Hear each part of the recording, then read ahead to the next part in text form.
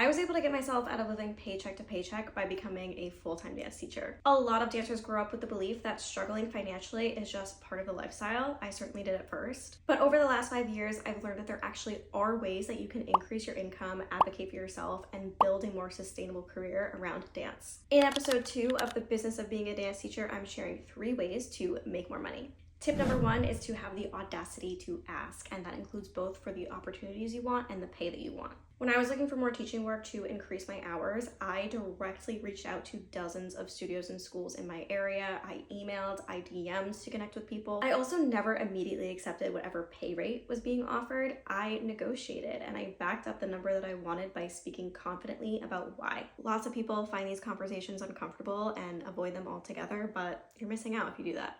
Tip number 2 is to not be afraid of teaching multiple hours in a row. When I first started teaching, I was like, oh my gosh, how am I going to teach 5 classes in a row? But when you actually just get practice doing it, you build up your stamina, you feed off the energy from your students, it just becomes second nature. Those hours fly by and the paycheck is pretty nice. Tip 3 is to utilize social media. And I'm not saying you need to become an influencer, but have posts up there that act as a portfolio. Potential employers are going to be looking you up. The dance community is small. Social media is a huge networking tool. In order to network, you need to show up in places people are. Where are the people?